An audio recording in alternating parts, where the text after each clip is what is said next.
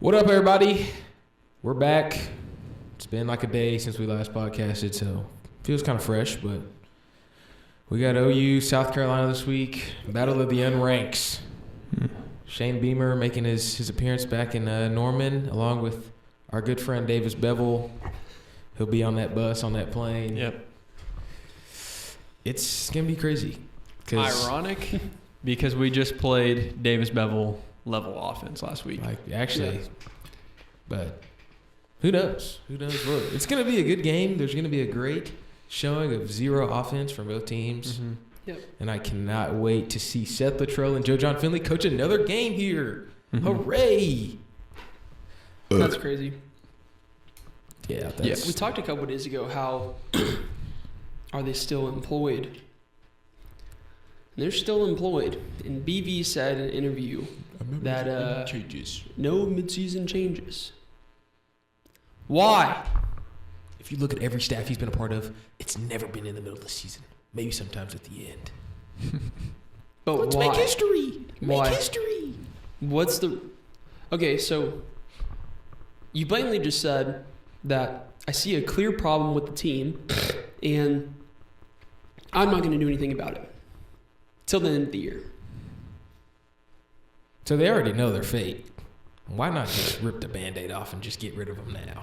Well, why make the rest of the team suffer? Yeah, that's fair. Why make Michael and Jackson look horrible? The rest of the offense look terrible. Get cooked on national media. I don't know. We're toast. See a problem and saying I'm not making a change in the year. That's crazy to me. Insanity. Yeah, I also would say I don't even feel bad for the offense because they suck. It's more the defense because I'm like, they're so good. Mm-hmm. if I'm Danny Stutzman and Billy Bowman, I'm actually like, it's kind of crazy because Billy Bowman, Danny Stutzman's draft stock has stayed up there, but Billy, man, after Texas, man, there's no way his draft stock's not going down. It's No. fake. It He's had to probably have been because going he was like predicted like second rounder. Mm-hmm. He's probably like fourth, fifth. So yeah, it's just a frustrating because it's like for those guys, I want Seth Luttrell out because you're making my if you put the offense on the 40-yard line every time, of course Billy Bowman's going to look terrible. Yes. So just brutal. I mean, we look absolutely terrible. What's his draft stock looking like? Mm-hmm. Is he on a 4.38? That's crazy. That doesn't surprise me. I'm dumbfounded. I don't get it.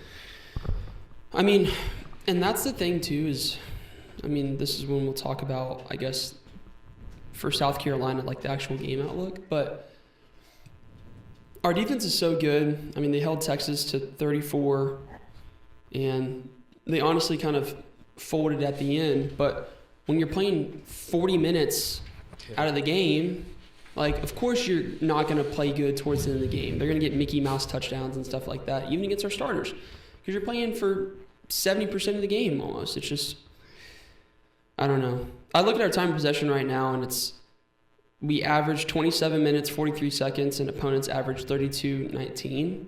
It just doesn't feel like that at all. I feel like those first few games. That's what I'm saying. Super skewed. It's probably like averaged out because of Temple and all these other games, but like I want to know what the time possession is the last 3 games. Yeah, that's where we The get the last ball. 3 SEC games.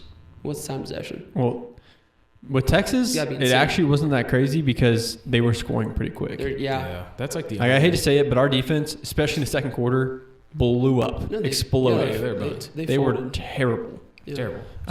Zach Alley in an interview post game was like, "Well, technically, if the defense doesn't allow any points, we always win the game." I'm like, that is one, just a terrible. It's just terrible. It's terrible. That's more. He's trying to cover for the offense. Yeah. In my opinion, that's just more insulting Yeah. because you're saying that you need to score 0 points to win the game. Because literally, we needed to score 0 points because we only got 3. Or they had to get a safety. Yes, That was that is the only way that to hold them. The defense had to allow 0 points. Yeah. Which is insane. Against probably the best defense in college Yes, football. that is what had to happen for us to win. Yeah. So there's no reason to be saying that, but That is what's so crazy is all these coaches are just covering for the offense. mm-hmm. Like if Zach Alley had a real interview, he's like, Offense sucks. Offense is terrible. We've busted our butts all year. We look phenomenal on defense. We're probably a top-ranked nationally, or probably one of the top 5 defenses in the country. We're playing 45 minutes out of every game. Of course, Texas is putting up 34 points. Like, what else do you expect us to do? But instead, he has to be professional, cover for the media. He's very well media trained because I would have spazzed already. Yeah. And cover for the offense. And that's what everybody's doing. That's what BV's doing. That's what Zach Alley's doing. All these, Danny Stutzman's doing that. Like, I've heard him say in interviews. Danny Stutzman coming out and saying, like, he said the same thing. Like, yeah. Well, if defense played perfect, then we wouldn't have lost. Like, I'm like, that's a terrible thing to say. That's a terrible, It's just like you said, it's more insulting for the offense. It's more insulting for the offense, but also it's like, if you go out there and say, well, the offense should have stepped up, the team would implode. I mean, the team would literally implode. Yeah. Because then you'd have to go out. If Zach Alley comes out and says the offense needs to step it up, then the team would literally implode. I mean, they have to. They'd have to. They have to do that. That's the thing. They have to like say those like nuanced, blanket statements because, or else the whole team would explode. The whole team would just literally just freaking blow up. By the way, kablooey! Tennessee. Time possession, they had 35 minutes and 41 seconds compared to our 24 minutes and 19 seconds. Yeah, that's Auburn, not even close. 35 minutes and 26 seconds compared to our 24 minutes, 34 seconds. And in Texas, we had the ball for 32 minutes and they had it for 27 minutes. We had the ball for longer than Tech, probably because they were scoring so fast. And we just take our time and we'll like, somehow we'll get like one first down, but it'll be like the most miserable first down to watch. How did you get a first down? Yeah. Do you remember we talked about that during the game where like if we just drain me and Kylan said this, we said, okay, it was like 14 to 3 or something at some point. And me and Kylan were like, okay, there's 8 minutes left in the half. What if we drain the clock, score a touchdown? We're gonna get we get the ball at halftime, drain the whole quarter, score a touchdown.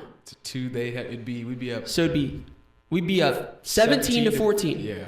And what if we just stop them once and drain the whole quarter? Like, that's honestly, like, the most realistic thing that we'd have to do. Like, we just have to... And we're doing it, and we try and chew clock. Problem is, chewing clock works if you can score at the end of it. We don't score, so it's like we're just draining clock. And the problem is we don't get a first down. That's also true. Well, I'll say this. Iowa... I heard this from somebody. I think it might have been Eddie Radozovic said this. He said, we are like Iowa, where we have a great defense and a really bad offense. The problem is Iowa is better because they know they have a bad offense, and they they game plan the entire game around, okay, we have a bad offense. Yeah. Let's do what we can with this. Yep. We don't do that. We actually try to go out there and make things happen. Yep. And then, it's 3 and out, and we just had a 1 minute possession. Yeah, that's really bad. Sick. So with Iowa, it's like, they do exactly that. They milk the clock, but they get first downs. Yeah. They just get 3, 4, 5 yards of play, like just trying to get anything they can. They get first downs and they milk, quarters away. And then their defense doesn't have to do that much work. I miss Tawi so much because I could rely. The problem is if we had just one back that I could be like. Sorry, I had to adjust my seat. Sorry about that. I didn't mean it. Like, if we had one back that I know could just get a first down 70% of the time, I'd be like, all right, that plan would work. Because right now, it's just like, we know we have bad offense, where it's like, okay, maybe we can make something happen. Just do like what Iowa does, literally just game plan the whole entire thing. Like, we suck on offense, so let's just try. I don't even care if we just run the ball every single time until because, we'll run it a couple times. It's like, all right, it's a bad run. And then we'll roll to the right and throw it out of bounds. So I'm like, just keep running. Maybe somehow, by the grace of God, something will happen. And we can just keep the clock rolling. If we had Tawi and a couple of linemen, I would say let's play Big Ten offense and just Michigan, Iowa this game. Run the ball 50 times. Yeah, run the ball a ton. But we don't. Tawi Walker is starting to go down. And Dylan Gabriel. Dylan Gabriel is probably 3 on the Heisman list right now, maybe 4. Not closer. After that win. Yeah. I would say 300 some odd yards. Genty's 1. You got a mix of Hunter and Cam Ward, and then it's Dylan Gabriel. Yeah. Dude, these guys are still playing college football, and it's not with us, and it's ridiculous. But Tawi is crazy. What did he has 8 touchdowns in the season right now. 8. Yeah, and he wasn't even RB1. No. It's ridiculous. Didn't even give him a scholarship, dude. It's so sad. It's really, it makes me happy, but also sad that he's succeeding. Because I really wanted Tawi Walker to succeed because he's a beast and he deserves it. But it's just really sad to think that DeMarco let him go because of his pride.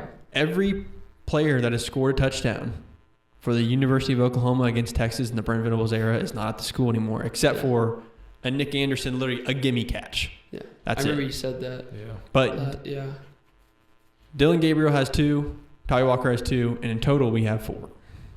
That's ridiculous. Why do we let these guys go? Especially Tawi. I get the Dylan Gabriel thing a little bit. Tawi's the worst one. Tawi's way worse. Because Dylan Gabriel was probably demanding $2 million. And that's understandable. Okay. Tawi Walker was demanding a scholarship. Yes, a scholarship. That we can give to him like this. And probably to feed his child. Yes. That's not hard. It's ridiculous. And it's because of DeMarco's being... So, yeah, it's just ridiculous that that's even a thing. But, yeah, as you're saying, I wish we could almost start game planning the offense to be bad. But I'm trying to think, what game plan is there? Because we don't ever stick with... We don't ever, at least try and let one thing work. That's facts. If we were to sit here and say, okay, because we're not good enough at anything to mix and match. If we had Genty in the backfield and then we have Ryan Williams, then, hey, you can hand the ball off and then run play action, and then Ryan Williams is probably streaking down just wide. Mm-hmm. But we don't. We have Brennan Thompson and we have Javonte Barnes. So why not see – I'm not saying you got to run the ball for 4 straight downs, but at least, hey, game plan, we're just going to try and establish the run game. Hand the ball off to Javonte Barnes. Give it to him. Let him get 7-8 carries. If there's nothing, okay, you come off out of your second drive. You say, hey, we're switching the game plan. Yeah. Now we're throwing little short digs, outs, whatever, curls, anything, comeback routes, whatever. It doesn't matter. Try that. If that doesn't work, just keep trying stuff. You have nothing to lose. You literally have nothing to lose. One thing that I agree with on that is we have not – we came out with a game plan versus Texas. It was working. Javonte Barnes was actually – it was. Yeah. Javonte Barnes was playing great football. Yeah. We were also – yes. I know y'all remember this. Michael Hawkins threw it down the field to a wide open J.J. Hester, I think. Yeah. And they didn't connect. No, but it was wide open. It was wide open. And so I'm wondering, okay, the game plan you came out with was working, and then everything changed. And I was like, what just happened? The offense we were playing the first quarter, not only was it good compared to bad in the second quarter, but it's weird because it's why did we change the whole scheme? That's what it was odd. That's because something will here's my thing is I think back to the Auburn J.J. Hester connection. Mm-hmm. If that's me, we didn't throw the ball a single time, and I'm sitting there, and Michael Hawkins, we would throw little short routes, little whatever. Michael Hawkins was 9 or 8 for 10 at that point. 80% completion. Why are we not letting him throw the ball? Yeah. And then we throw the one, and everybody's whoa, great. Yeah. Why would we not take that? Something that's working, take it into the next game. Take it to the next until someone stops it. Because right now, honestly, film is probably, it's not hard, but there's probably not much to show. If you're scouting us, they're probably I don't know what they do. They're not going to be good at it. It doesn't matter. But I don't know whether the game plan for Michael Hawkins' legs, if he's going to throw the ball, if they're going to hand the ball off, if it's going to be Jackson Arnold, it might be Casey Thompson, Brennan Zerberg. I don't know what's going on. The only schemes that work, we don't repeat. We don't do them. Yeah. We throw the ball downfield and it works sometimes, and we don't ever repeat it. Yep. And then we have a successful run game with Barnes every once in a while, and we don't repeat it. It's just odd. What worked was that Tennessee game when Michael Hawkins came in, and they were just trying to get him established, running those little short routes. Because Michael Hawkins is probably, that I've seen at OU that I can actually remember. Obviously, I don't remember everything about Sam Bradford, Landry Jones, all those, because we were 10. But every time I see him throw a ball, he has this much of a window. It's a dot, and it's right there every single time. And if it's dropped, it's on the receiver. There's been plays, and I'm what did he threw it to somebody. It was against Texas. Was it Jake Roberts? Yeah, it was a dig route, and he wasn't even open yet. And he threw it. and Jake Roberts was like reached out, extended his arms across the middle of the field and caught it. It was really, it was a really good catch. Yeah. Honestly, too. It's a great throw and a great catch. Yeah. To be fair, even if he is throwing guys open and hitting small windows, not a good game plan. It's not guaranteed, no. But not a good game plan to make run it the norm. I would run it more than we do that once a quarter. Like, if you can throw that ball, then throw it. Sometimes it only works. Yeah. Sometimes I kind of think that is the game plan, but then nothing opens up and he scrambles. Yeah, and then we see what we see. So. Well, yeah, and the game plan against Texas was, at least in the second quarter, the second half was like, roll out. Yeah. The second half is when it went way downhill. Which is so crazy because, like, we were in the game until literally the last 2.5 minutes of the second quarter. That's what's crazy. Yeah. Texas was only up, like, I want to say, like, 7, was it 7-3 or 14-3 with 2.5 minutes left? 14-3. Okay, so we're still very much in the football game. The first fumble, was it Taylor Tatum or was it Mike? It was Mike. So Mike fumbles at, like, 6 minutes. They score on, like, the first play. Yeah. Okay. And then Taylor Tatum fumbles it again with, like, 2 minutes left, 3 minutes left. And they score in like 3 plays. Which is crazy because that was back-to-back drives and back-to-back first plays of those drives. And so then we're going into the locker room. I think, what are we going there at? 17? 21-3. 21-3? And then, which, yes, is still a high score. You're still in the game. Yeah. It's not like a 35-3. It's not like even a 28-3, which is hard, but it's been done before several times. Yeah. Like 21-3, that's a couple touchdowns, and then you're right back in it. You know, you're right there.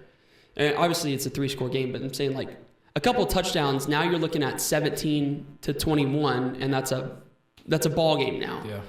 But they came out and as if they already lost the game, and they played like it. I think there was no hope, I felt like, coming out of that locker room. I think they had a good game plan in the first half, but made mistakes with the fumbles that made them make game plan changes at halftime that were terrible. Yeah. Terrible game change.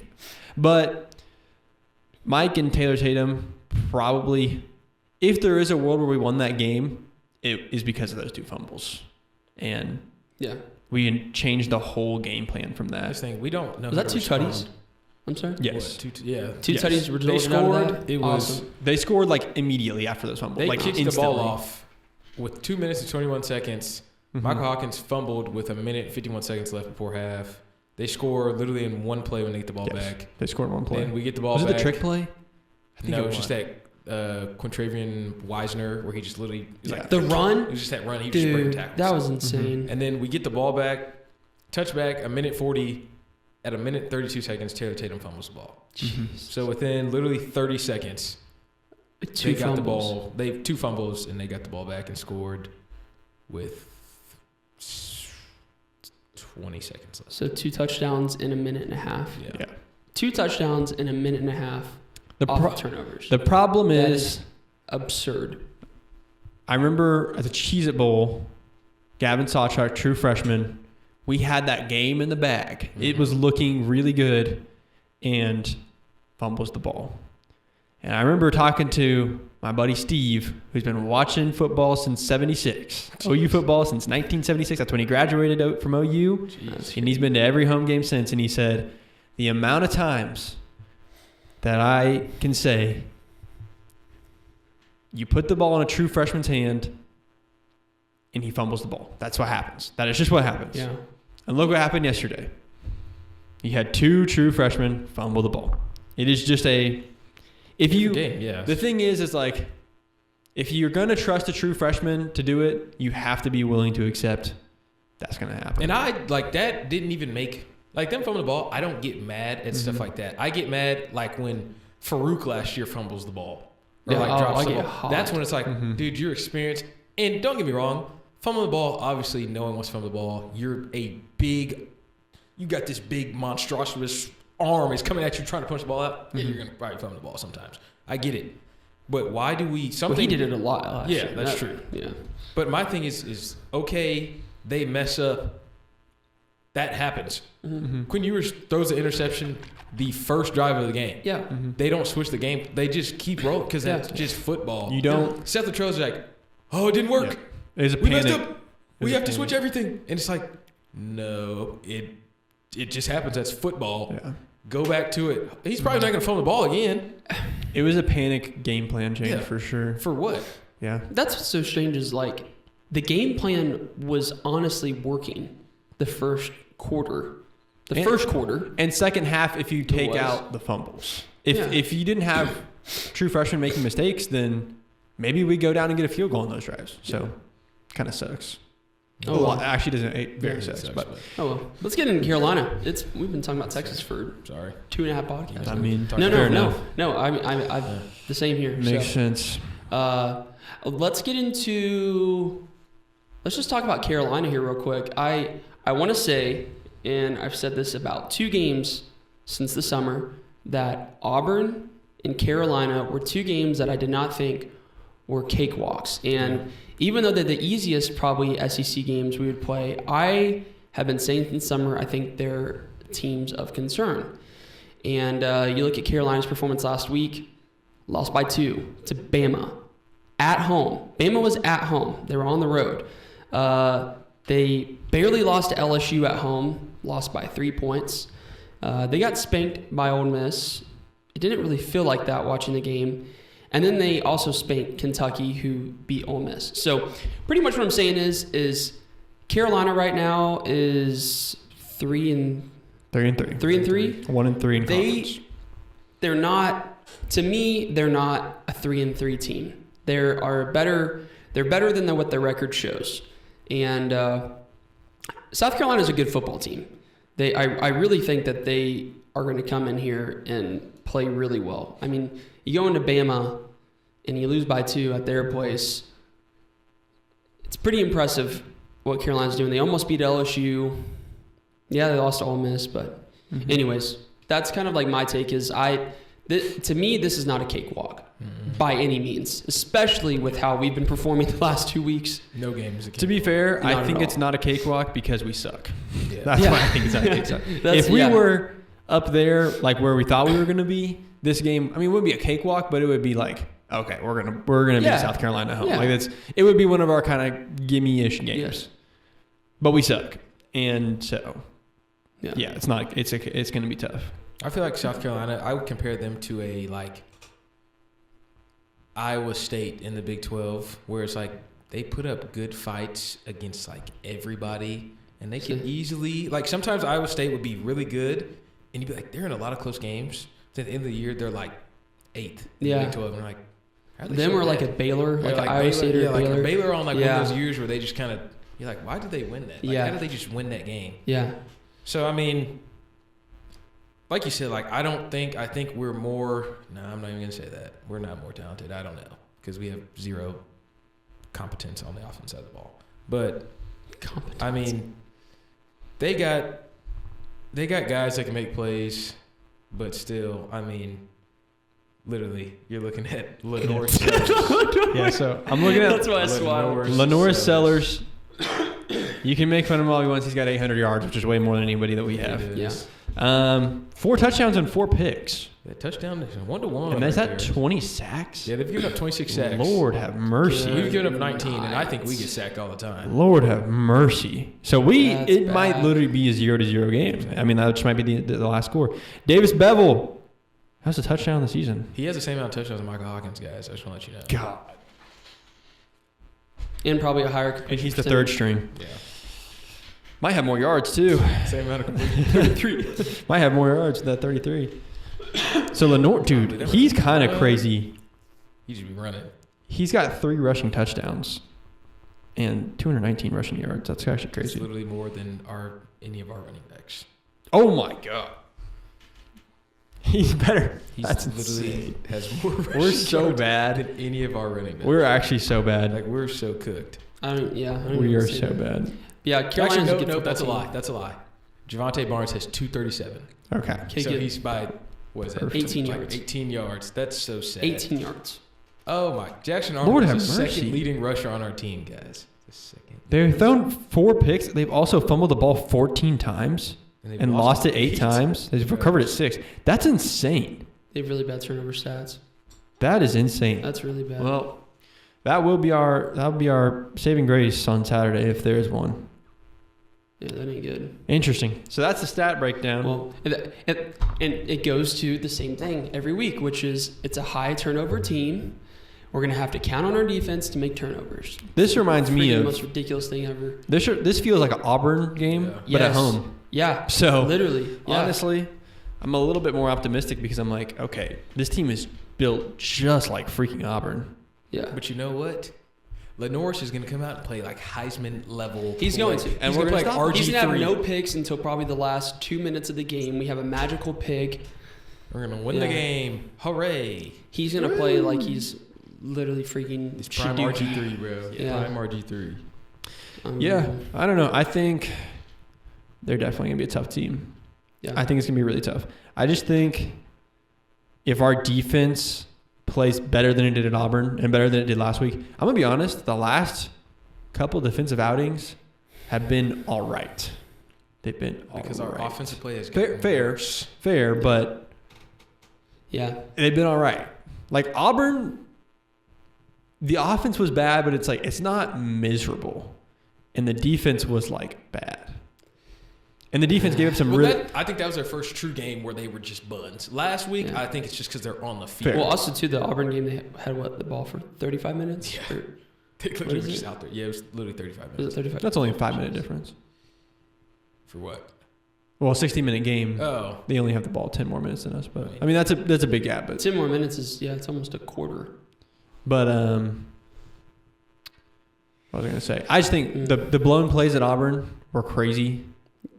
The blown tackles at Texas, like you can tell me all you want, but like there was some crazy blown tackles at Texas. There was one. Billy Bowman. There was looked like a clown. Yeah, an actual clown all game. There was a tight end pass along the right sideline, I think in the first half, where he ran like is it Helms or whatever? Yeah, Gunnar Helms. He had a hitch route, caught it. And then somebody, I think it was Lewis Des Carter. Malone or Lewis Carter, just like flies by. Yeah, and then we get we get 15 yards, and that's when he flips. Yeah. That's when he did like the flip. I'm like, the tackle was when he caught the ball and he just flew. That reminds me out of bounds. When I saw that, I immediately thought of playing NCAA 14, where you go and you hit the back of the right stick, and your guy, you like spam X, and your guy just launches out of bounds. That's exactly what it reminded me of. I was like, damn, Lewis Carter spammed X. That's so bad. Yeah, that was bad. That was bad. A lot of missed tackles. There's like some Billy Bowman blow-ups in the defense. But anyways, my point being, I think the defense has got to play a little better. Obviously. But yeah, I think they got to play because they're going to win us this game. There's no shot we score, our offense comes out and plays something crazy this week. Because this defense is really good. This defense is really good. So yeah, I mean, they held Bama to 27 at home. And Bama put up over 40 against Georgia. Yeah. So yeah, Alabama's insane. Our offense is literally insane. Yeah. So if Bama's scoring 27, I would give us about a quarter. I thought you were going to say numbers. So yeah, we're rocking with very low points. So we're going to need some defensive points. Yeah. We're going to need defensive points. Because you can't even tell me our offense is a quarter as good as Alabama's. I would say we're a quarter. Yeah, exactly. I'd say around a quarter. We were a quarter. Yeah, about a quarter. We were 25% as good as Alabama. That would put us at about 6 points. That's fair.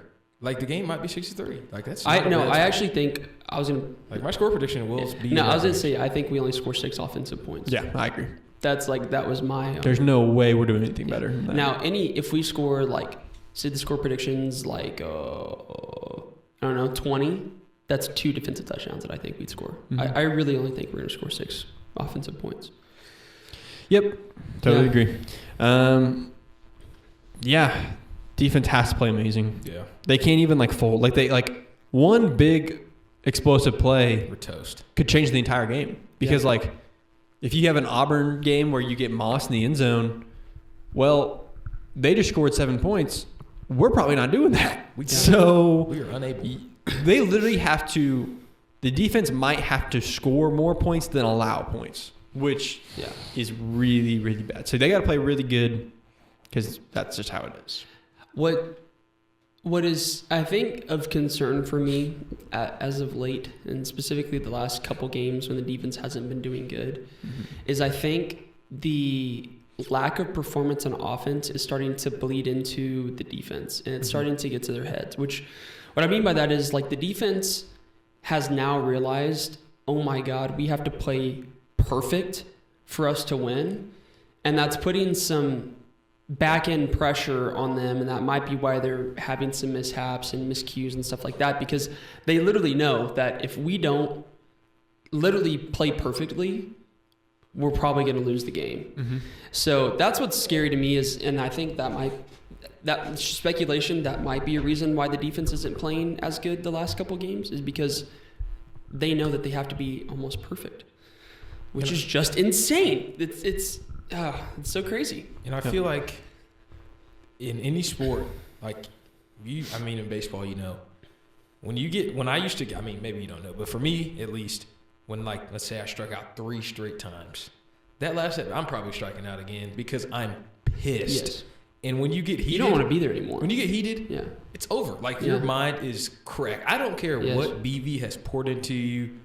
There's no man on that defense that is still like, hey, it's on. Like, they're probably saying it, but deep down, if you think Danny Stutzman is like, hey, like, he really believes, hey, we have to let up 0 points. Like, he might believe that, but there's no way, like, he's cool with that. He doesn't. Yeah. Because that's, like we said earlier, that's unrealistic. Yeah, he's just saying that to allow 0 points in any game. Like, nobody, I don't care.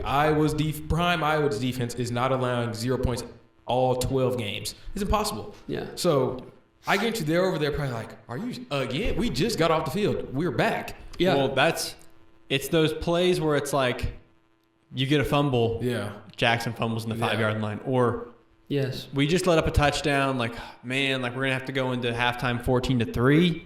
Boom, Taylor Tatum drops the ball, and you're like, I gotta go out there again. Yep. And then you're thinking, like, oh, I really can't allow us to get down 21-3. Yeah. They come out with an explosive play, and your mindset just lost you the game. And a bunch of those guys, let's say the defense goes allows a touchdown. Boom. Most of those guys are on, field goal block, like the extra point block. It's usually the same guys pretty much out there, maybe a couple switch. And then usually like 3 or 4 of those guys are on special teams. So they go run down. And by the time you get back to, like, go over it with Zach Alley, you have probably like 30 seconds to get water, and you're trying to listen, and you're trying to just calm down because you just ran for a minute straight. Yeah. And it's like, all right, we got to go back out there. Yeah. I got to go get on punt team. So it's like I would be livid. Oh, yeah. And I'm seeing red. So then I'm not even thinking about what the call is. I'm just thinking about how screwed we are because we've just been out there for 5 minutes straight. Yeah. So I can't even – I can blame the defense. There's like some tackling issues, stuff like that, coverage issues. But it's like they're just literally getting left out there to dry. Well, it's just like – and this is like a baseball analogy, but – and believe me, I've been here before, but it's like, say a pitcher is struggling. Amen. And they're, amen. That was me. But say they're just walking everybody, and you're on the field playing. Are you gonna go in the dugout and hit a tank? No. You're at bat. If you have a 45-minute inning on defense, your at bat is probably not going to be very good. It's just not. And that's what I think is kind of happening with the football team, which is like these guys on defense are out there forever. They're coming back in to get some rest, and then they go right back out there again. And then they're seeing their defense their offense just implode. Like, it's bad. We suck. We are a bad football team. We are a really bad football team. I don't know how to fix it under the circumstances that's going to be, like, with these 2 rascals still calling offensive plays. I don't know, like... It's the dang Rugrats. Like, I don't know. It's literally the Bad News Bears of football. Like, it really looks like we're running around. We are the Bad News Bears. Like, Michael Hawkins, I just saw him post his, like, ad on his Instagram for that. Bro. And I'm just like... What ad? It's like Inhale or some type of, like, sports drink. He just posted some ad. Like that would be, like, that's... Got a brand deal. That's all you got to do. Like, I'm not worried about... I can't even post any hard flicks from the game. Because all my comments are going to be like, y'all suck. Yeah. Y'all suck. Dude, I got to say something, bro. Every day they have a team meeting. Every day. Yeah. right before practice. And they always have like hype videos. And they're actually really good. Like they will get you fired up. Dude, Tuesday's hype video, I kid you not, only had one clip, and it was the Billy Bowman pick. And it was because it was the only good play of the game. I was like, oh my God, it's that bad. It's that bad. So bad. They had to make a hype video off of one clip. It was like, it played the clip like three times. 3 different angles. 3 different angles. Like one was like slow-mo, and I was like, that's all we got. That's literally all we have to build off of. Which is so sad. Like, how Texas hype video was probably 10 minutes long. Oh, yeah. It was just... Well, they probably did what we did last year and made a documentary. Really, probably. And I'm just, oh my gosh, dude, that's... Yeah. I wish I could be excited for the game this week, but I'm really not. No, I'm not. I was thinking really that not. when I was driving home. I was like, I'm not excited for this weekend. I'm not excited really for the rest of the season, other than the away trips, because it's going to be fun to go like travel. But like in terms of watching the football team play, I'm not excited. I'm more excited to go watch Washington High School than I am OU football. I haven't been excited. Last week I was not excited one bit. I wasn't even excited. I was not excited one bit. I knew I was like, I'm going to want to be home at halftime.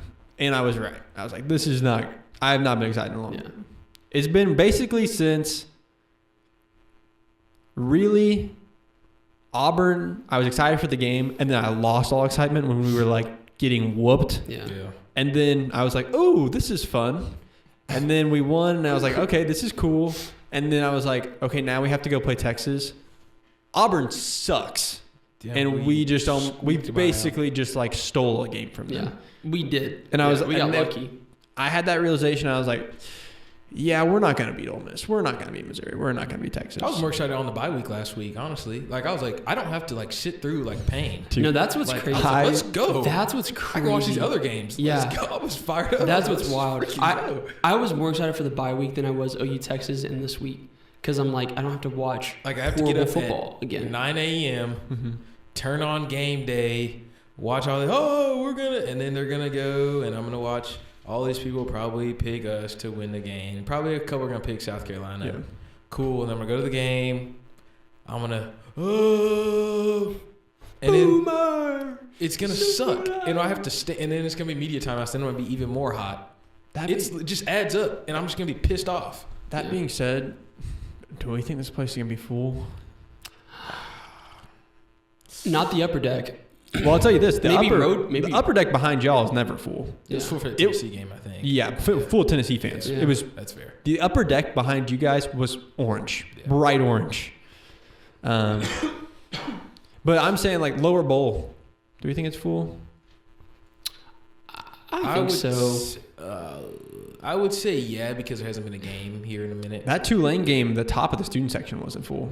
But I think also, like, everyone wants – they've seen Tulane. Most people have seen Tulane here.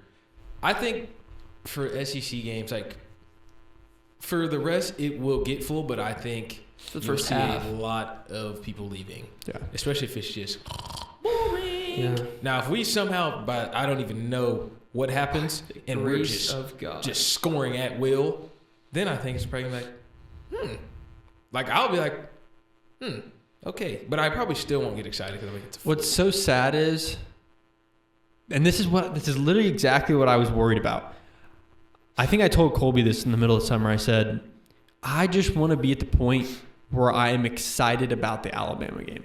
I remember specifically saying that in the summer. I said, I just want to be at the point. I don't care if we go win the Natty or go to the playoff. I just want to be at the point where when Alabama comes to town, when we go to LSU, that I have a feeling that it matters. Yeah. And that we could win. And now it's like, I'm not even excited for the Bama game. I've been looking forward to the Bama game for 2 years. And I'm not even excited about it now. Because I'm like, we're just going to get whooped. And it's so sad because it's like, dang, we're just going to get whooped. What's exciting about watching your team get whooped? It's like, yeah, it's cool. Like, the most famous team in football is coming to town. Like, it'll be cool for a second, but it's like, okay, we're actually going to get whooped. It's not going to be cool. We're down 28-0. To just, like, honestly, I had more fun, like, during Tennessee. I was, like looking, just, like, watching warm up. I was like, oh, they're, like, right there. Like, we've never seen this team come here. Yeah. So it's like, or I guess, I mean, we had technically, but like, me personally, I've never seen these people come here. Like, Alabama, I'm like, oh, that's Jalen Milroe. That's Ryan Williams. Wow. Like, honestly, I'll probably be like, if I see Malachi Moore, I'm probably going to like say something just clown him, like, crybaby, blah, blah, blah, blah, blah, whatever. But like, after that, we're probably just going to get just killed. Yeah. And then just come back. Just sucks. Well, that's what's really sad is we will probably go into the Alabama game like 6-4. And Hopefully. And then, because that's what we're predicted to as of right now, it's just like, there's no playoff hopes. What are we playing for? A better bowl. A better bowl that it's not going to be a New Year's Six. And I mean, if we were to end the season with 4 losses, I think we could get into a New Year's Six bowl. But like, even then, I'm like, why are the New Year's Six bowls? Yeah, by the way, the New Year's Six bowl is gone. Or the playoffs. There is no such thing as New Year's Six bowl. I keep forgetting. So yeah. Anyways, we're going to be playing for just a crappy bowl, which is just awesome. Or a new so PS5 and yeah. That's the thing about the 12-team playoff is like exciting anymore. Now, if you're not in the playoff now, you're literally in the Bun Bowl. Like actually, yeah, because all the good bowls are in the playoff. Yes, like it's like you have the Citrus Bowl is a solid one. That's really the only like Citrus Bowl. Yeah, in Orlando. Are you serious? Oh my God. That's what. Yeah, I hate. It's really sad that, and I hate saying this on the podcast, but I'm just gonna be like completely honest. I don't care about the season anymore, and I have no hope. I know we suck. Nothing's going to change because BV blatantly said it this week that nothing's going to change. So it's like if we're on a terrible trajectory already, BV's already said nothing's going to change. These other teams are looking better than us. Like Bama, maybe not significantly better, but they are better. It's just like there's literally no hope this season for a playoff, for the SEC championship. And if you have a lick of common sense, you got to know that we're not going to have a drastic change in the program and go 6-0 the rest of the season or 5-0, however many games we have left. It's not going to happen. It's just not.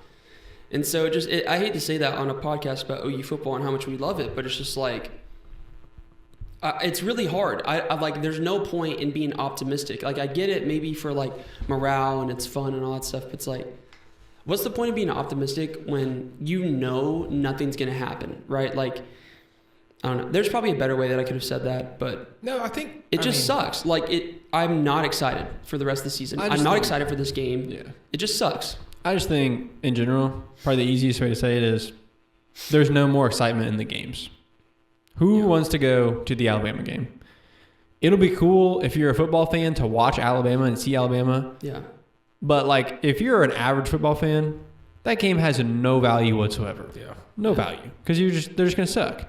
This game has a better value if you're an average football fan. Yeah, literally. It's like, oh, we can get back on track. But I mean, for me, I just feel like I still love OU football. Don't get me I do wrong. too. But I think what's like bothering me, why I have no excitement, is kind of what you said. It's that I know that nothing.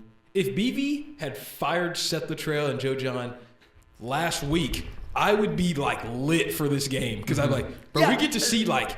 I don't even know what we're going to see. That's what's crazy. I would be so lit, but I know I'm going to go see that same sorry offense come out there and run the sorry plays again. So it's like, why would I get, let's go. Like, if I was a girl, if I was a sorority girl, I wouldn't put a lick of makeup on. I wouldn't even go. No, you know what I would do? I would put all my makeup on, take cute pictures, and go straight to the bars. I mean, I'd go straight the bars there. are open at 12. Hey, let's roll. Dude, I wouldn't be surprised if Pook doesn't come. Oh, no, she's coming because her friend's in town. That's probably the only reason, though. Because if I were her, I'm not going. Honestly, I mean, and probably this is not like for real, but like I would probably be very envious of like the people that are leaving, that leave like after the first quarter. Because like at the Texas game, go watch some other football games. And I was like, bro, like because we are such fans, I'm gonna stick through the end because that's valuable stuff that we're gonna see, and there might be something that happens. But like, man, I could be at the crib. South Carolina, I think, will be a good game. So I It's different for that. It'll be a good game, but it's still. But like that's going to be Alabama. the most boring game I've ever watched. I love watching defense. I do love too, watching but defense. man, can we score a touchdown? Yeah. And that's the thing is, I like watching defense when our offense is good. Let me explain this. Yeah, I think this is a good point, and this might be kind of what you're thinking. Is it's not necessarily boring watching them. It's infuriating. Yeah. It's frustrating because I like watching the defense play. Yeah. I don't like watching the defense play when the offense is absolutely atrocious, because then what happens is I watch this amazing defense, I see this horrible offense, and I get pissed off because I'm like, this defense is so good, but the offense is terrible. So then it's like a miserable experience because it's like I love watching Kip and Danny and R. Mason and all these guys go tear it up. But at the same time, I'm like, It's for nothing. I hate that you guys are out there all the time. all the time. And so that's why it's like, I don't necessarily think it's boring, but it's more so just, it makes me angry. Yeah. Like it induces anger. I just go into the game thinking, yeah, we suck. And so anything's kind of a treasure. See, I need to have that approach. And I did last year. And I think I need to be more pessimistic. That sounds horrible. That is one thing, is like optimism. Yeah. I knew coming into the season, like, this offense is terrible. Yeah. And so it was kind of just like, yeah. I was kind of just like, this is exactly what I expected. Houston, it was the one game that I'm like, I was shocked. I was like, there's no way we're this bad. Yeah. But Tennessee, I was like, this is exactly what I expected. I knew we were going to get, I think we were talking about it like pre-game, but we all agreed, like, what are we going to do about James Pierce Jr.? And we saw exactly, I mean, the thing is, we predicted exactly this. Yeah. We may have chose different Tennessee, or maybe we chose Alabama to lose or whatever. But, like, this is what we were expecting. If you asked us after the Houston game, what's the season going to look like? We would have said it looks exactly like this. Yeah. So, well, that's the thing too, is in our first podcast where we talked about like our score predictions for the season, we were being incredibly optimistic. mm-hmm. But I think if you would have told me after Tulane, which was I think game 3, what is your score prediction for the rest of the year, it would have been a lot different and a lot more honest than I have been. Houston was the game for me. Even Houston. Yeah. When it was 16-12, and we had to have a safety save us, like the defense save us with the safety, I realized, I was like, okay, Houston literally sucks. There's no way. There's simply no way we're beating Tennessee. Yeah. I remember that was the week I was like, yeah, we're not beating Tennessee. We're not beating Texas. We're not beating Ole Miss. We're not beating Alabama. Yeah. There's no way. There's no, like, that turnaround doesn't happen. Yeah. So. Now I know we'll get into this a little later about, like, our projections or whatever, but still, like, I remember I literally picked 11-1. Yeah. If that was for us starting if as OU podcasters, how was I supposed to say, hell yeah, we're going to go. We're going. No, that's what I'm saying. Yeah. You can't. Like, yeah. I feel like, and that was like I knew our defense was going to be rough. If our offense I just need one touchdown. I just need one touchdown. Touchdown. One touchdown. Change my life. It'll change my life. If we if we had last year's offense, my 11-1, I would still low key stand on that. Yes, I would still low key stand. That's not because crazy. Our defense is better than it was last year. Lebby and Dylan Gabriel and Drake Stoops. Drake Stoops, I miss you so much, dog. If we had Lebby, Tawi, Drake Stoops, and Dylan Gabriel, we might be undefeated right now. We might be undefeated right now. We would definitely be we would beat Tennessee. We'd beat Tennessee. We'd be 5-1. Yeah. And I think you take away those 2 fumbles in the second quarter. Well, and then you're looking at what would the score be? 7-3 at halftime? Maybe we score at 7-10 on one of those drives that we fumbled. Yeah, I think I would favor us to be 6-0 if we had Lebby, Dylan Gabriel, Tawi, Drake Stoops, Farouk. So I just like that. And I mean, you're in practice, so you get to see it, whatever. But it was just like, okay, from the knowledge that we've gathered, they let DG walk, whatever. That's a whole other thing. Because I'm like, okay, so Jackson Arnold must be better. He must be better. The Arizona game, the bowl game, it's a fluke. It's his first game. Mm-hmm. So using all that, I know Nick Anderson's I think every receiver we got, Andrell's coming back. Andrell's tough. He's at Michigan, blah, blah, blah, blah. Javonte Barnes, Gavin Sawchuk, they're all going to be in their previous forms. We're going to whatever. I didn't know how bunned Seth Luttrell was. I literally did not know. Yeah. Because the Arizona game, honestly, when he was calling plays, he didn't even switch the playbook, which is honestly why we were fooled. Because they were running still Jeff Lebby's offense. But I was like, it's not bad. It didn't look terrible. I mean, he was throwing picks, but he was at least throwing the ball. Mm-hmm. Yeah. And it wasn't like stupid. And I was like, all right, cool. But then And the I'm picks like, weren't on Luttrell. It wasn't a bad play call. Yeah. Jackson Arnold was just Bad Jackson Arnold. Yeah. So we saw that. So now we eliminated that problem. Mm-hmm. But we haven't. There's just no way that Jackson Arnold should still be the leading passer. When I look at the matchup, it should not say Lenore Sellers versus Jackson Arnold still. Mm-hmm. Why does Michael Hawkins only have one touchdown? Yeah. Well, he has no turnovers. Or besides the fumble, he has no picks. Who was his touchdown to? He ran it in, didn't he? Is it? I honestly don't even know. The big run at Auburn. Oh, he didn't even have a passing touchdown. I would say, does he have a passing? I was trying to think, did he have any passing? I mean, he's been playing with Pablo Sanchez from Backyard Baseball as his receiver, so I don't know who he's gonna slap nuts. Literally slap nuts. I don't know. Joel Klatt said in his podcast, he said it was never a Jackson Arnold problem alone. Yeah, and he's right. It was not just a Jackson Arnold problem at all. And in fact, if you put Jackson Arnold in a good offense, and I believe this, he's going to transfer to another school and look so good. And we're going to be like, why? And I guarantee you in a year from now, he's going to be somewhere succeeding, not doing like, he's not going to be insane. He's still a junior and he makes a lot of mistakes, but like, he's going to be somewhere playing way better than he played here. And we're going to be like, what in the world? And we're going to realize that offense just sucked. Hopefully, we're going to get a new OC, and Michael Hawkins is going to do the same thing. We're going to be like, why couldn't you have done this last year? But the reason wasn't Mike. It was because of the offense. But it's just bad. It's so bad. I'm looking at Mike's, his like stats. They're bad. They're bad. But the thing is, he went 10 for 15 at Auburn, 66.7% completion percentage. Mm-hmm. And the next time he steps on the field, they doubled the amount of throws. He threw the ball 30 times. Mm-hmm. And he still completed 63% of his passes. So it's like, I don't think that's the problem. Mike can throw the ball. Yeah, no. But we just scheme him in the worst ways. Well, nobody's open. Literally nobody's open. Nobody's open.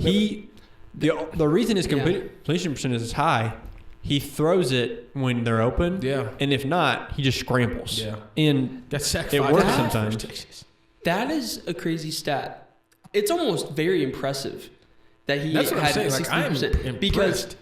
every time he doubled scrambled, nobody, and I mean nobody, was open. Nobody. Mm-hmm. And he just threw it out of bounds, which Yeah. counts as a pass attempt. So if you take out, I'm curious what his percentage is if you take out his just throwing away the ball because he doesn't want to get sacked. What his percentage is, because I know he had one bad 90. throw. I feel like he's probably like It might be 19 90. for like 'Cause 20. literally. Yeah, because I know he had. I only remember one bad throw at the Texas game, and it was a hitch out on the left side of the field, and he just sailed him. Yeah. It wasn't even close. That was a bad throw. But other than that, it's like when he's actually throwing the ball to people, Yeah. his insane. completion percentage is really good. His accuracy, his power, his ability to throw people open is insane. Yeah. Insane. I'm very curious if there's even a statistic for that. His quarterback play, not throwing away balls, what it is. for what he's got, his quarterback play is literally elite. Yeah. Like Kyler Murray level elite. Kyler Murray might play worse in the offense that we have than Michael Hawkins is right now, actually. Because if you think about it, he's basically hitting every open man he finds. Yeah. Yeah. And here's the difference between him and Jackson Arnold. Yeah. The difference between him and Jackson Arnold is when Jackson doesn't see anybody open, he tries to make something open, and it doesn't work. Michael Hawkins creates a play with his legs. Yeah. Yeah. That is literally the entire difference between them. Or he'll throw it away and not get sacked. That's a huge difference. Yeah. That completely changes games. It's a game-changing difference. Yeah. That's why I feel comfortable with Jackson leaving. We saw what we saw. That's all we needed to know. Yeah. I hope he does good with other places. But I'm really happy that Michael's our guy. He's a really good. When I was saying that we're going to look back on Jackson and say that, I'm not saying we're going to be sad. No, I wasn't coming. I don't think we're going to be sad that he left. Yeah. I just think we're going to be why is he so good over there? Oh, yeah. It's going to be like Tawi. Well, yeah. kind of like Tawi. But it's going to be like, we're going to look at Tawi and be like, oh, we're so sad that he didn't play that way here. Yeah. And it's the same thing with Jackson. It's like, why didn't he play that way here? Yeah. No, yeah, I didn't mean to make it sound like I was commenting on your thing. But, yeah, Michael is, you're exactly right. With what he has, it's elite. It is literally elite quarterback play. He has no O-line. He's getting yards. He has no wide receivers open. He's hitting them when they are. Like, I'm telling you, he's a very good quarterback. What other quarterback in college football is succeeding on this offense? Yeah. Dylan Gabriel would get cooked in this offense. Dylan Gabriel would look horrible. Cam Ward would look cooked. He would look horrible. So I'm literally like, I'm just thinking to myself, like, I don't think there's another quarterback in college football that plays as good as Michael in this offense. Yeah. That I can think of. I Bro, mean, literally, Michael Vick was the only answer that I can think of that would play better. I just looked at literally the play-by-play. He threw the ball away 7 times. Mm-hmm. He would have been 19 for 23. That's 83% completion. Yeah, that's crazy. If he doesn't throw, that means he literally just missed a receiver. Mm-hmm. And a lot of times, honestly, it probably wasn't him throwing the ball. Probably drops. But it was probably either a drop or he just kind of like threw it at them just to be like, maybe he can catch that. But I don't know. Yeah. But on where it just says he just throws the ball out of bounds, threw it away 7 times. That's last pass of the game was that made me sad. Yeah. That's trash time, but that made me so sad because I was like, I was telling my buddy, I'm sitting next to my buddy and I'm like, dude, I just want a touchdown. Cheering. We were over there screaming. Yeah. We were losing our minds. We were like, please, one touchdown. And he just throws it over Jake Roberts' head. And I get it. It's just trash time. But I was like, oh, man, that was sad. 83% though. Do y'all have any keys for the game? Just don't suck. I mean, that's really the biggest key. Don't suck. Mm-hmm. It's really we've said the same keys for 6 weeks straight, and they just don't do it. I was going to say, like, just don't be buds. It seems like a pointless section at this point. It is. Yeah. A pointless section. Keys to the game, it's like, if you want to know, look at the last 6 podcasts. Those are the exact same keys to the game. Defense, they got to play good. Offense, got to be better. Yep. O-line has to got to block. play better. Michael Hodges got to call better. Attack the secondary. Yeah, time possession has to be in our favor. I'm wasting my breath. Mm-hmm. I'm not going to waste your time. Yeah. Prayer. Literally, that is my prayer. That's my key to the game. Pray. Because Seth, if Carolina, hear me out. Carolina beats us. We go next week to Ole Miss. We lose. We then play Maine, and then we go on a 3-game losing streak against Missouri, Bama, and we're not going to a bowl.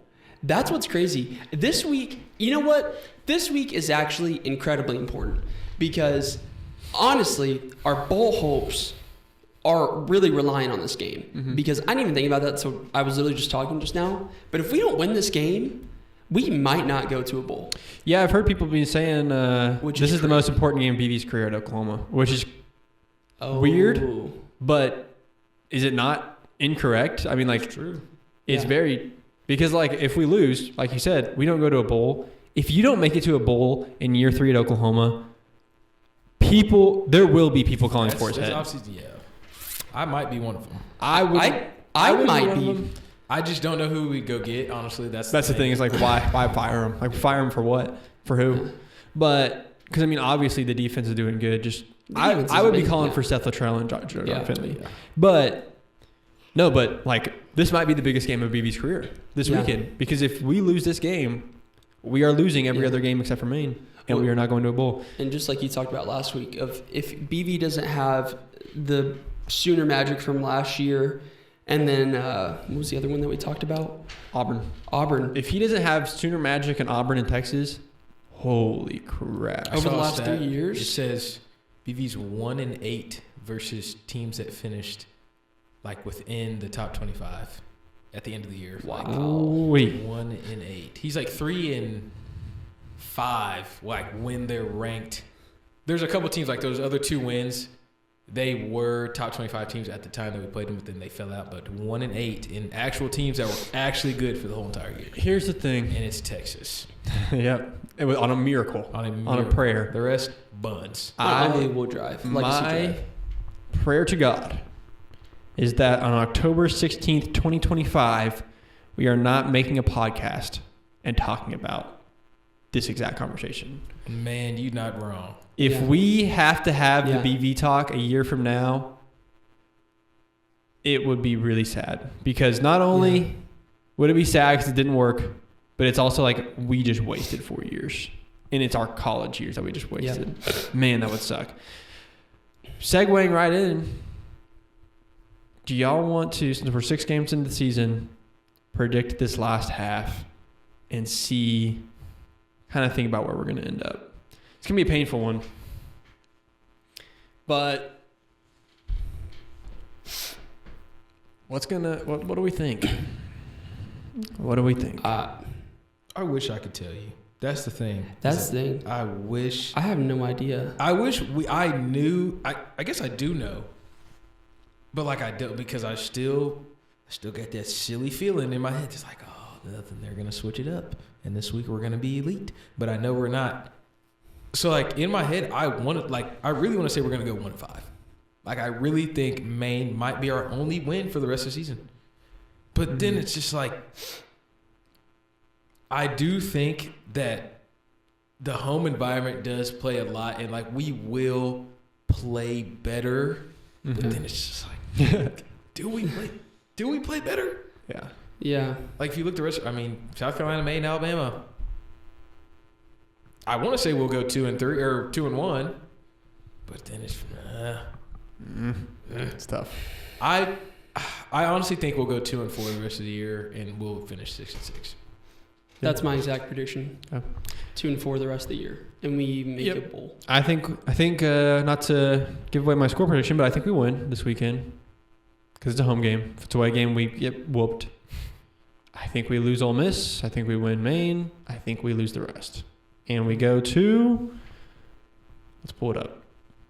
So these are the SEC bowls that we could get into, and what I love is that we have some good destinations in here.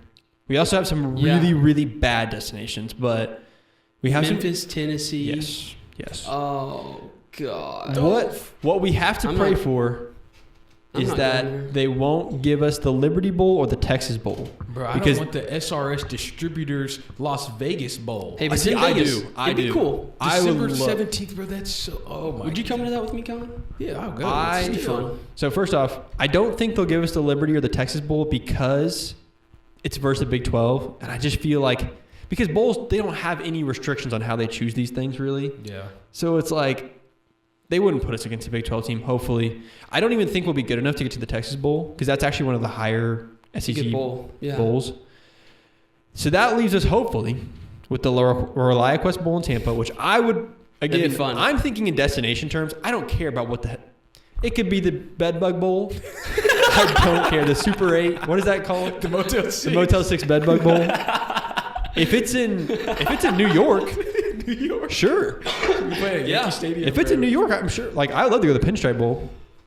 Anyways, so I'm thinking about destinations. We have the Music City Bowl in Nashville versus a Big Ten team. I think that'd be fun. That's Wisconsin, bro. What if it's Wisconsin? See, and then another thing for me is I really want to win because I want to get a ring. Yeah. And so I have to think about the other team, but we have the Gator Bowl in Jacksonville versus an ACC team. That'd be fun. That could be like.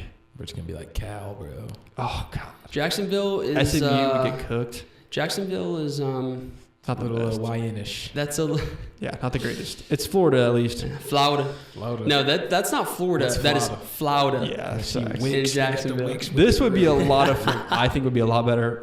I think it's one of the best options is ReliaQuest Bowl in Tampa. That'd be sick. You play at the Tampa Buccaneer Stadium. It's Big Ten or ACC, so there's a lot of teams that you can play there. But and it's at noon. Yes. Jeez, the day after. It's a New Year's 6 Bowl. My favorite option, and this is actually what if you go on like literally all 3 of the bowl predictor websites, they have us in the Las Vegas Bowl against a Pac-12 team. Some of the options were like, or not Pac-12. This is also a Big 12 now because it's a Pac-12. It was a Pac-12. So they had us against like Colorado. What were some other options?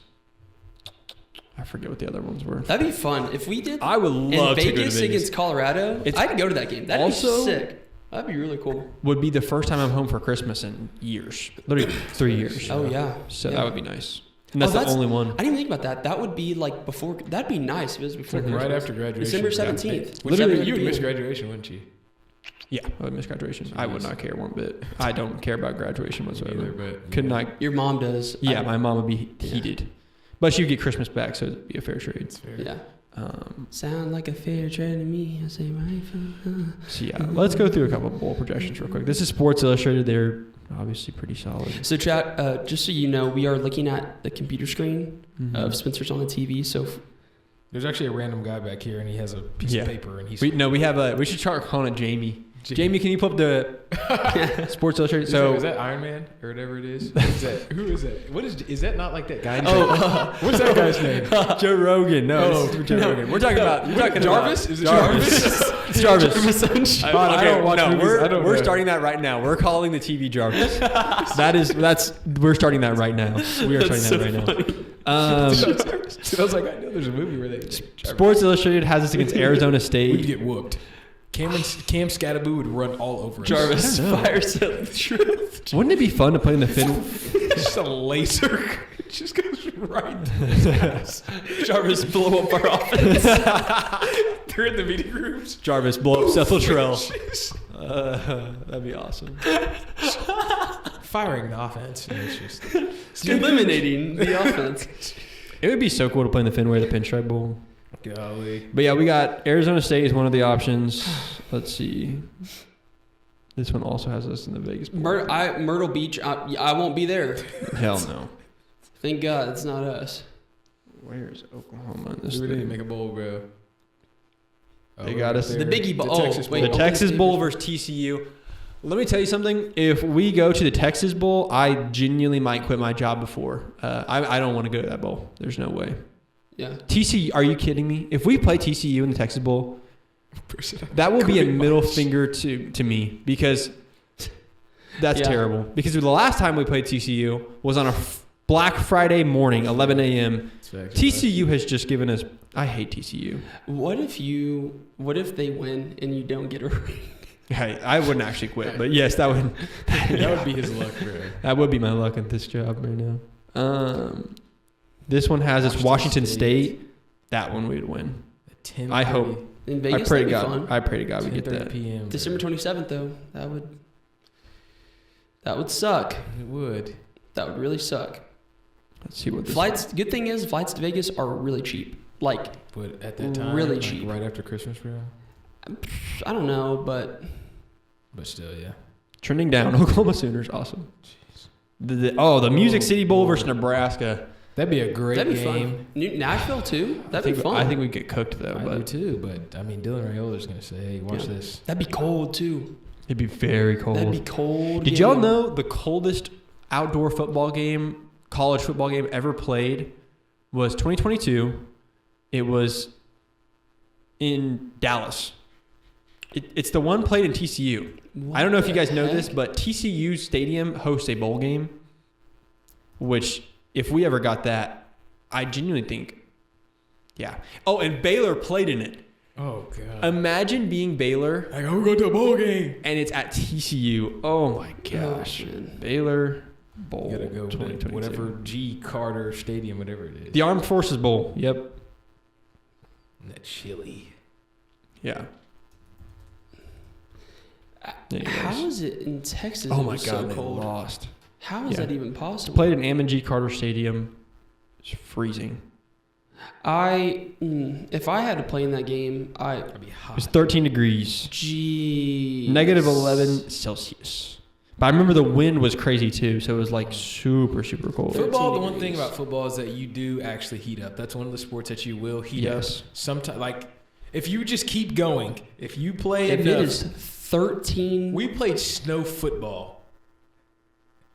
And we remember there's time we were taking off our gloves. We're like, all right. Yes. That's what I'm saying. If you're constantly going, you'll heat up. That is true. But we were playing in sweat coats and snowsuits before. They got thermals on. That's why we got heat. They wearing thermals. Oh, thermal. We were wearing a dang ski jacket. I don't own a ski jacket. Well, but when I got to the sideline, you're wearing 4 different hoodies, long sleeves, tights, 2 pairs of pants. Like, you heat up, but 13 degrees. Now baseball, you ain't heating up. You're not playing in that. I'm not personally. If they had I've played in stuff like not 13 degrees. I played in 30-degree weather in baseball, and it's the most miserable experience. Because you just sit there, you're stagnant, you don't move. So in summary, I think it's looking like Vegas Bowl against Colorado, Arizona State, Texas Bowl versus TCU is 1, and then Music City Bowl versus Nebraska are the outlooks. I would not go to the Texas Bowl. I would go to Nashville or Vegas though. If we have to go play in the Houston Texans Stadium, I will be so sad. I'll be so sad. I will be so sad. Yeah. Please, that's the one that I'm like, literally, please no, please no. And I swear, because last year the one that I said please no was the Alamo Bowl, and we got it. I was so mad.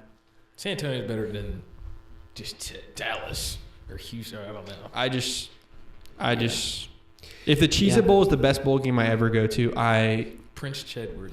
That would literally make me so sad if that's the best bowl game. And then we go to the playoff in 5, 6. Actually, no, we're not doing that. We might go to the playoff, but we're not going to win. Seth Latrell's going to still be on staff. All right, let's get into score predictions. Yeah. All right. I forgot to add an OU game because I don't care. But let's start it out with Michigan versus Illinois. It's 24-22. Michigan just a lot of people saying they just should not be ranked. And I kind of agree with that. Yeah, I don't think so. I mean, it's at Illinois, little Big Ten game. So give me the Fighting Illini. Mm-hmm.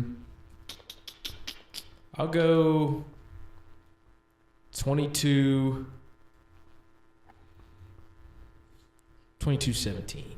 The Fighting Illini. Nice.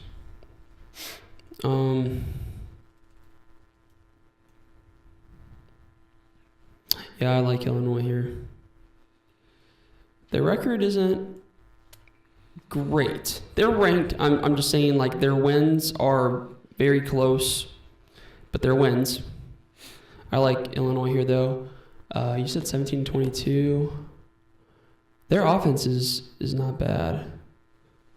Give me 27-24. Illinois. Yep. Michigan's defense is really good still, but they have not figured out this offense thing. Like, it's crazy how bad. They're OU. Just a little bit better.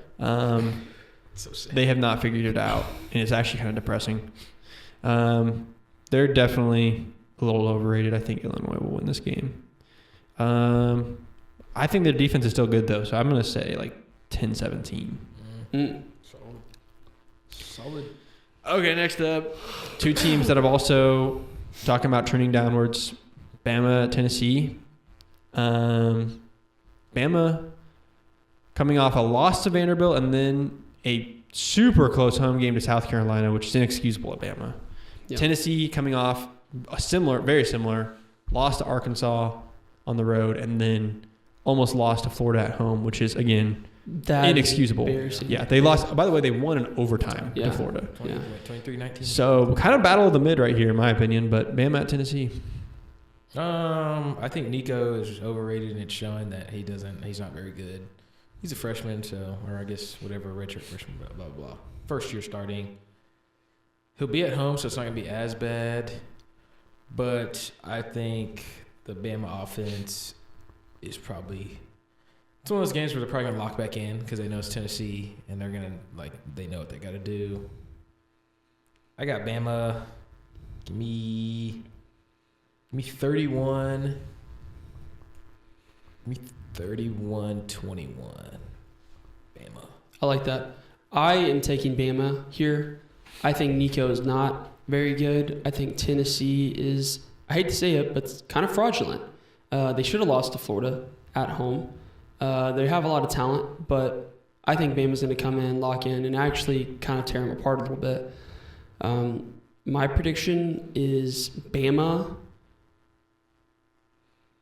45, Tennessee 24. When Tennessee's offense is in the game, you're basically watching a G5 game because Tennessee's offense is buns. They just run the ball a little bit. That's about it. And Bama's offense is buns, or defense is buns. So Nico might be really successful because Alabama's defense is not good. And he's at home. And South Carolina put up, 26 on him? 25. Yeah. And, you're 25. telling me South Carolina can do that at Bama and Tennessee can't put up more than that at home? Yeah. So I think they're definitely going to put up a good amount of points. Problem is, I think when you put Alabama's offense in, you're watching the best. a national best championship because you're watching the best offense go against one of the best defenses in the country. The defense has looked worse in recent games, and that's where Alabama has the edge, is because their offense will be able to put up a lot of points in that defense because it's looked a little worse than we thought. So I got Bama in a pretty good, almost a shootout style. Yeah. Okay. Because the Bama defense sucks. Do you think they're worse than the Florida defense? Bama's defense? Because Florida only held them to 23 in OT. They're probably better than the Florida defense. I mean, Florida sucks balls. They're terrible. They're terrible. Florida's actually terrible. Terrible. At least there's Would Florida beat us? Would Florida beat us? on the road, yes. In the swamp? In the swamp? Yeah, we're losing in the swamp for sure. No doubt. Especially now that Graham Mertz is out and they're playing that other dude. Oh, yeah. DJ Lagway. DJ Lagway? He's Yeah. tough. He's actually good. I got a high scoring game because I think the offense, Bama's offense will cook, and I think Bama's defense sucks. So I would say something like 48-40 Bama. Good game. Okay.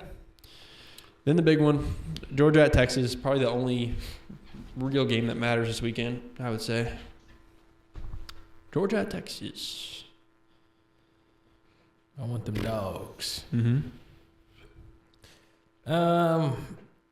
Texas, if you look at every offense they played this year, they are all within the bottom 50% of all college. It's the best offense they played is 74th in the country. Who, Mississippi State? I don't even. Mississippi State, Michigan, and then G5s pretty much. GLM.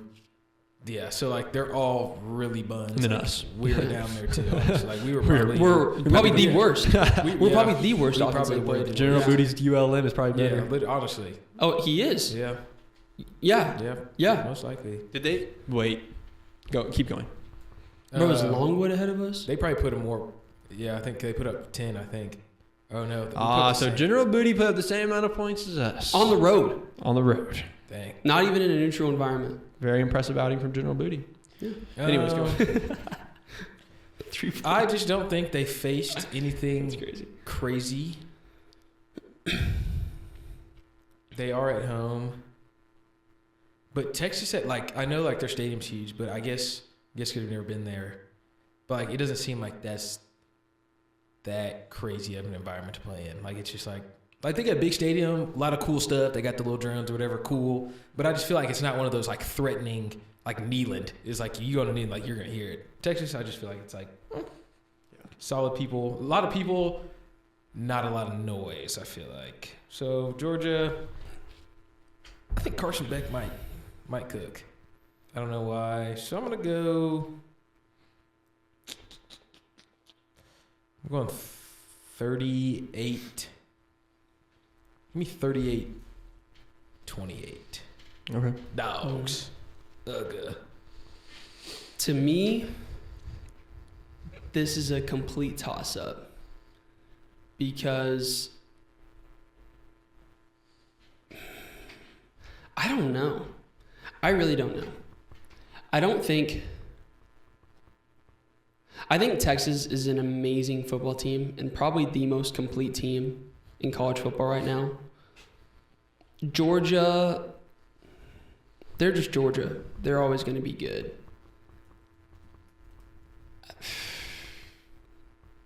What is that? What are their points? Okay, they gave 31 to Mississippi State. 15. Yeah. So Georgia's defense isn't spectacular. Neither is their offense. Their offense isn't that insane either. Yeah. I honestly think this is. I hate to say this. I think Texas is going to win. I think Texas is going to beat Georgia and show everybody that they're the top team in college football. What score? Is it a night game? Night game at Texas. 6:30 ABC primetime. I mean, Texas. I mean, I think Texas could score in the 40s. Give me 45. No, it's going to be pressure. Give me Texas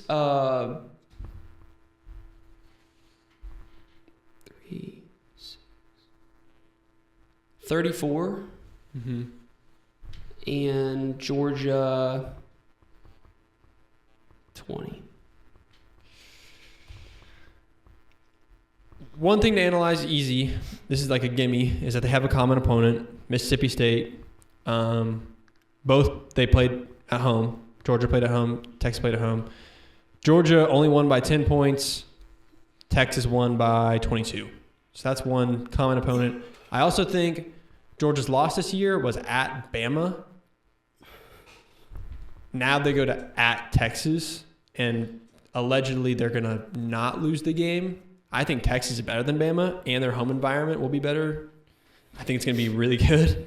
Not better, probably the same. Bama's is a really good home environment.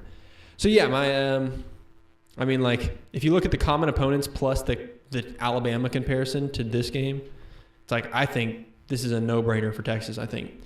We had on the bus ride home from Texas, we were all just like delirious. It was like a 16-hour day, and we had a 3-hour ride home, and we just lost. So we were all delirious, and we got into a huge argument. We debate about sports all the time.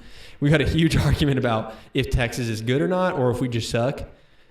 And I was on the side of Texas winning the national championship, unless Oregon is as good as they look.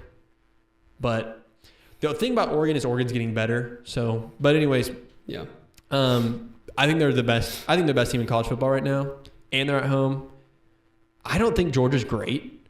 I mean, you got a 1-point win over Kentucky. You know, you're lost to Bama, which is looking less impressive than it. You know, Auburn actually played. They actually played, and Auburn sucks. Mississippi State, that game last week, Mississippi State actually sucks. They suck. Yeah, they terrible. literally they suck. They are 1-4, 1-5. They suck. That was bad. Maybe they had their eyes on Texas, and I don't know. And they put up 31 on the road. Yeah. Mississippi State's terrible. Yeah. 31 on the road. If Jeff Lebby and co are putting up 31, I got Texas putting up 56, and Georgia, I don't even think that offense is crazy good. It's good. So I'm going to say 56-28. Wow, that is a butt whooping. Yeah. Okay, so Kylan's picking Georgia. Me and you're picking Texas. We're all picking Bama, and we're all picking Illinois, right? Yeah. Okay. One last game. I literally just forgot. I thought that was in the pod. I was like, I was about to do it. Dude, yeah. Jeez. That was in the pod for me. One last game, fellas. We're on good timing, too. That's perfect. Let's finish it off. SC at OU. I got to hold this up for the rest of the pod because it's going to fall down. What do we think about the game? I honestly, I'm going to make this quick. so very quick. Yeah. I'm just because they're at home, I think we're going to win. I honestly think the score will be 10-7. Cool. Yep. I'm going to make it quick, too. We're at home. I think we'll win. I like OU at 13 and South Carolina at 10. I think it's going to be a nail-biter. 101 to 13. I think we let them get into good field position a few times because of our offense. So they get a few field goals. So I'm going to say 9. I think we do the same thing, and we get a few field goals. So we say 6 points there, and I think we get a defensive score, maybe even a safety. So I'll throw that in there. I'll say 15-9. 9-15. This is the saddest thing I've ever seen in my entire life, bro. All those scores, 38, that looks like completion 56, percentage, bro. 40%. That literally looks like completion That percentage. does look like completion, yeah. Mm-hmm.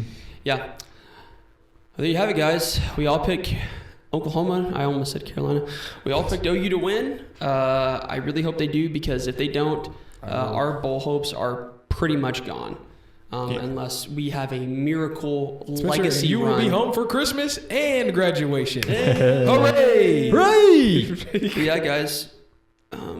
That's all I have. Hopefully we come back to you Saturday night or afternoon, I guess. Yeah. With some good positive news. Good positive things to say. Positive vibes. Hopefully a lot changes. It won't. But hopefully we at least win. Imagine we're here on Saturday night. We're winning the national championship. We score 30,000 points. It would take about that to make me feel like this offense. If we scored 30,000 points, we got a shot. It would take for me to have playoff hopes. We'd have to score over 50. If we score 70, 50 wouldn't do it. If we score 70, I need 70 or 80 to believe that we're going to the playoffs. The playoffs? The playoffs? Yeah. That means going almost undefeated? Yeah. Because I need an 80 If we score 70 on South Carolina, I'm chopping that in half for like Ole Miss. And I'm like, all right, our defense could probably hold them to under 35. Yeah. And then I'm saying Bama, they'll probably score 40. But their defense is kind of buns, so I could say we might score 50. Yeah. But, yeah, we'd literally have to score like 75, 80 points. Score 75, 80 points. We might do it. Yeah. But will we score 75? I'll put I know we're probably not going to drop this till later, but I don't even know what I'd do. I would eat 4 waffles and run. You're gonna be from Waffle House to the other Waffle House. You're gonna be that guy from from Florida State. Yeah. The Florida State guy. I will eat dog shit, just dookie out of a red solo cup. I will drink toilet soup. Yeah. If we put up 70 points. All right, man. Yeah. A week from tomorrow, Oklahoma City Thunder basketball. That's the only thing we have to look forward to in the state. Exciting. So something else to look forward to. Yeah. Can't wait. Not here. All right. Thanks, guys. Peace.